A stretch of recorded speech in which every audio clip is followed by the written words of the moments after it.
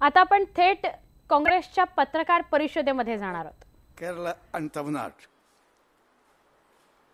Wayanad will suit this more than any other seat because Wayanad, even though it is in Kerala, it's a tri-junction. Wayanad Parliament seat is a tri-junction. On the one side, Tamil Nadu. Nearest border constituency is Nilgiris and other areas. And Tamil Nadu,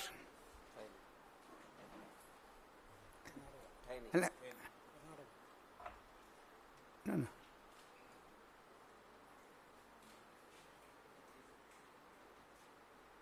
Nilgiris, Theni and other districts. Karnataka,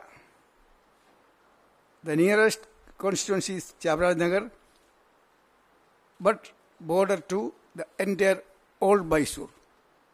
So it's a tri-junction. Situated in Kerala, but surrounded by Karnataka and Tamil Nadu. So all of us felt that would be the ideal constituency that will, in a way, satisfy the sentiment of all the three southern states.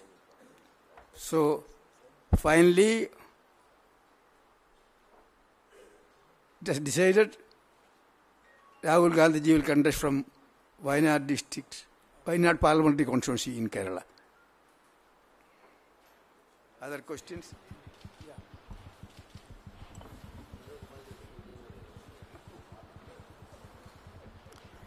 आदरणीय मित्रों, जैसा Shri A K. Antony जी ने कहा,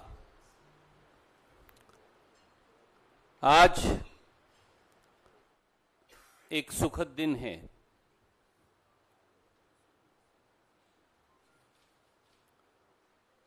इसलिए कि राहुल जी ने अनेकों बार कहा है और कि अमेठी उनकी कर्म भूमि है.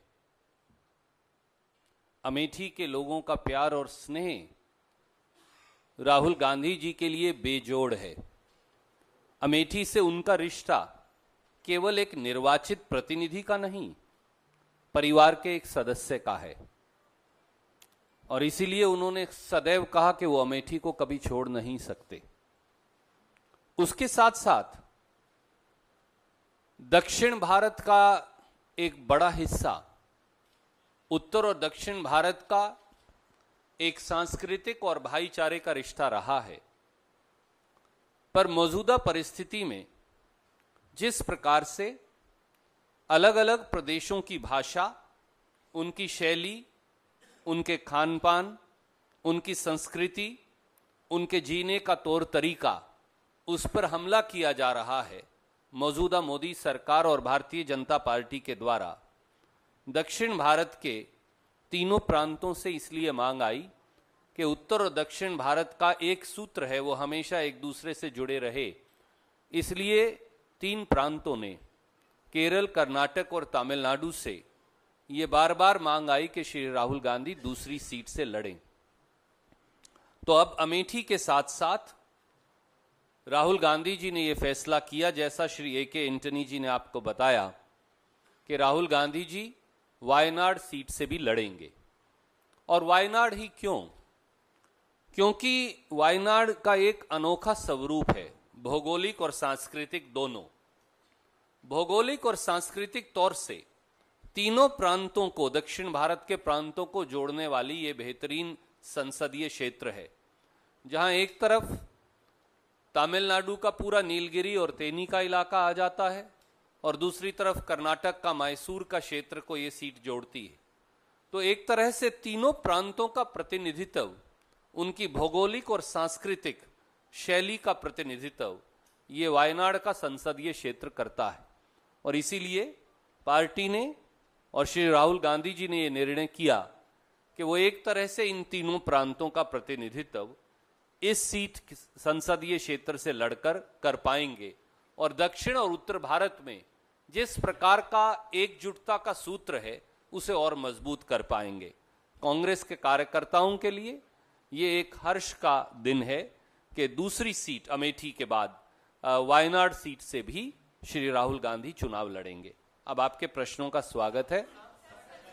We'll have to take one by one. If you speak all, we will not be able to. I think A.K. Antony ji has already spoken on it.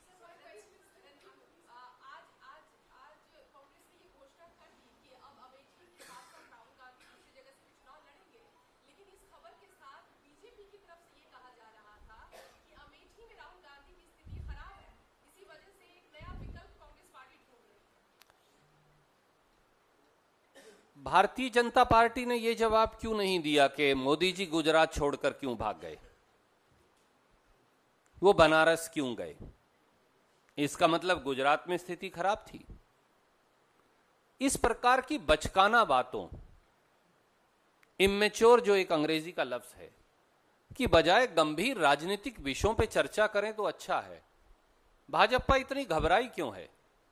और एक बात और समझ लें, पहले दिल्ली में चांदनी चौक ने हराया, उसके बाद अमेठी ने भगाया, और जिस हमारी आदरणीय मंत्री महोदया की आप चर्चा कर रहे हैं, जो जिनको अब टिकट दी है, अब हार की हैट्रिक का अमेठी ने माहौल बनाया। ये समझ लीजिए, अमेठी और राहुल गांधी जी, उनका रिश्ता राजनीतिक नहीं, उनका रिश्ता मन, आत्मा और शरीर का है। अमेठी राहुल जी के मन और कण कण के अंदर बसती है, और अमेठी के मन में राहुल जी। यह रिश्ता पारिवारिक है, यह रिश्ता राजनीतिक नहीं, और यह अटूट बंधन भाजपा के घिनौने षड्यंत्रों से नहीं टूट सकता। काँग्रेसची पत्रकार परिषद सुरू होती आणि राहुल गांधी 2 ठिकाणांहून लोकसभेच्या निवडणुकीला सामोरे जाणार आहेत, याची स्पष्टता, याची घोषणा आता आपण बघत होतो। एक छोटासा ब्रेक घेऊया, लगेच भेटूया। पहा फक्त न्यूज 18 लोकमत।